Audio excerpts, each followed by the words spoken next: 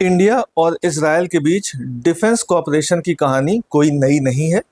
पिछले 3 डेकेड से ये दोनों देश एक दूसरे के सच्चे स्ट्रेटेजिक सहयोगी रहे हैं।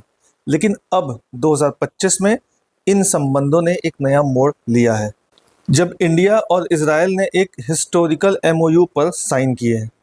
यह एमओयू न सिर्फ डिफेंस सेक्टर में सहयोग को नई ऊंचाइयों तक ले जाएगा, बल्कि तकनीकी साझा करने को, को प्रोडक्शन यानी कि साथ में उत्पादन करने को, और को डेवलपमेंट यानी साथ में विकास का एक नया युग भी शुरू करेगा।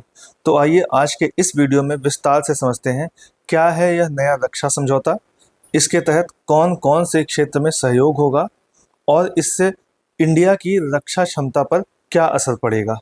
सबसे पहले हम देखते हैं ये जो एमओयू हुआ है ये क्या है।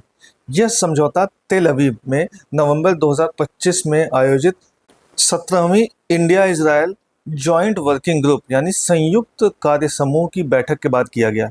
इस एमओयू पर हस्ताक्षर किए इंडिया की तरफ से हमारे जो डिफेंस सेक्रेटरी राजेश कुमार सिंह हैं, और इजरायल की तरफ से मेजर जनरल अमीर बराम, जो कि इजरायल के रक्षा मंत्रालय के महानिदेशक हैं। यह जॉइंट वर्किंग ग्रुप जो मीटिंग हुई, दोनों देशों के बीच पॉलिसी लेवल पर रक्षा सहयोग यानी डिफेंस कोऑपरेशन का मेन प्लेटफॉर्म होती है।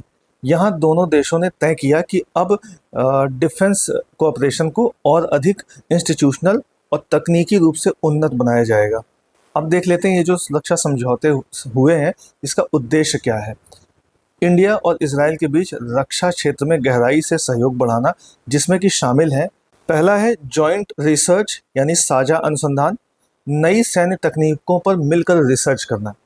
दूसरा है को डेवलपमेंट यानी सहविकास, ऐसे हथियार या रक्षा प्रणालियां बनाना जो दोनों देशों की ज़रूरतों को पूरा करें। तीसरा है को प्रोडक्शन यानी सह उत्पादन, दोनों देशों में मिलकर उत्पादन करना ताकि आत्मनिर्भरता बढ़े दोनों ही देशों में। और चौथा है टेक्नोलॉजी शेयरिंग यानी तकनीक का आदान प्रदान, इजरायल की उन्नत सैन्य तकनीक और इंडिया की इंजीनियरिंग क्षमता का मिलन। ये जो समझौता हुआ है इसमें की फोकस एरियाज भी कई हैं। इसमें अब देख लेते हैं एक एक करके। इनमें पहला है आर्टिफिशियल इंटेलिजेंस यानी कृत्रिम बुद्धिमत्ता, एआई का उपयोग आधुनिक युद्ध प्रणाली, लक्ष्य पहचान और निर्णय लेने में किया जाएगा।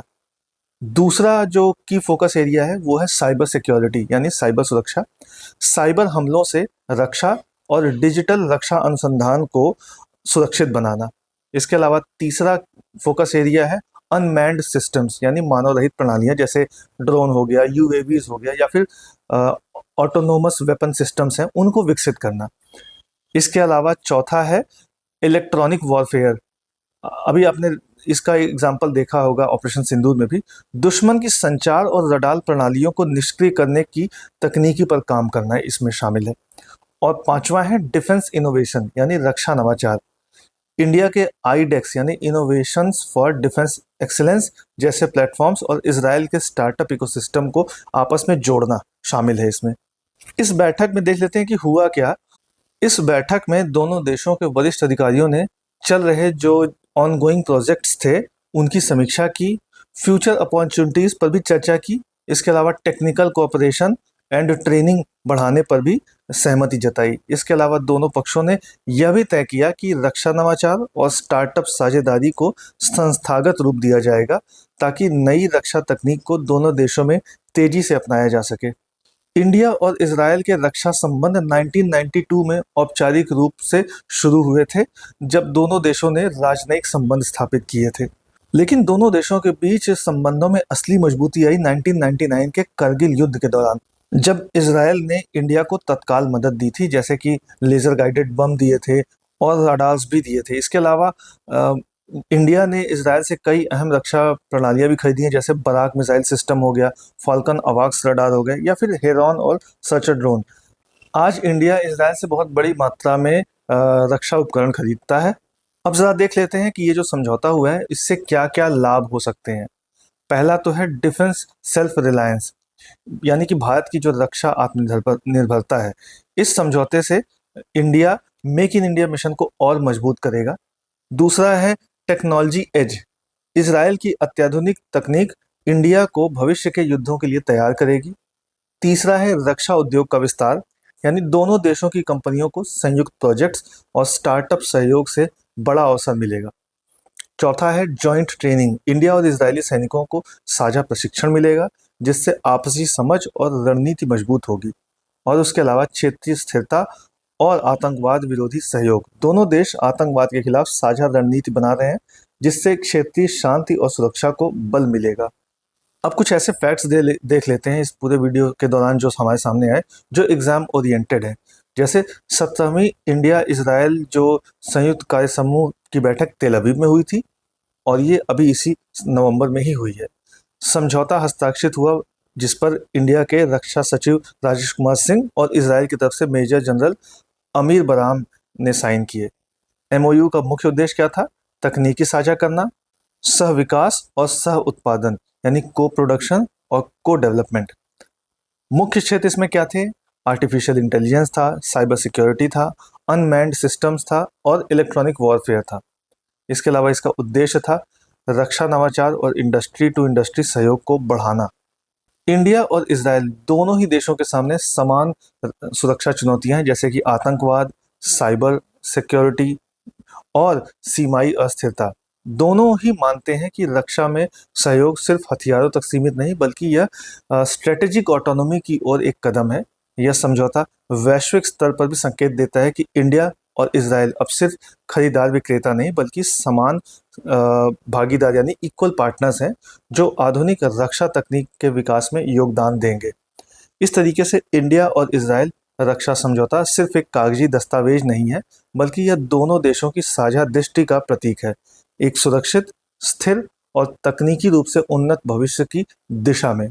जैसे जैसे वैश्विक सुरक्षा वातावरण जटिल होता जा रहा है, ऐसे में इस तरह के सहयोग इंडिया को न सिर्फ क्षेत्रीय बल्कि वैश्विक रक्षा मंच पर भी मजबूत बनाएंगे। अब लास्ट में इस पूरे टॉपिक पर 5 MCQs देख लेते हैं।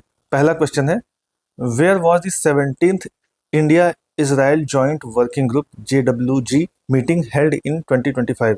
अभी ये जो मीटिंग हुई है ये कहाँ पर हुई है? Option A New Delhi, option B Jerusalem, option C Tel Aviv या फिर ऑप्शन डी हाइफा।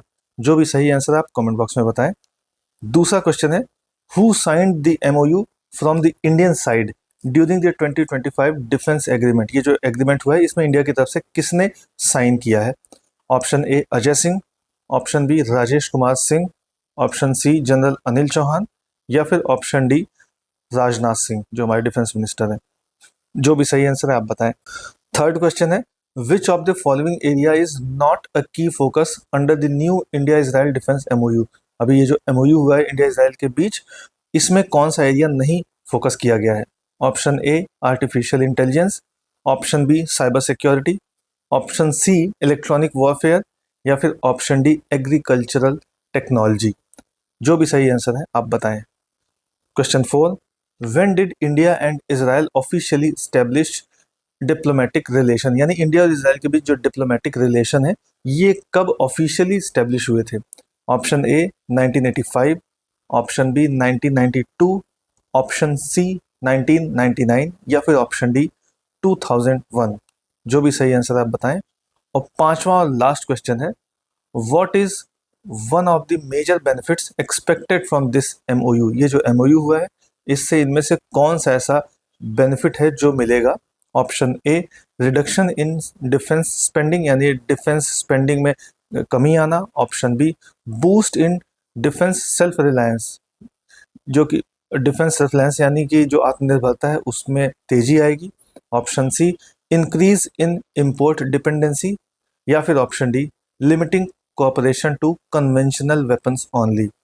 इसमें जो भी सही आंसर आप बताएं। वीडियो अगर आपको अच्छा लगा तो लाइक, शेयर और कमेंट करें। इसी तरह के और भी अपडेट्स जानने के लिए सब्सक्राइब करें एजलेसनेस।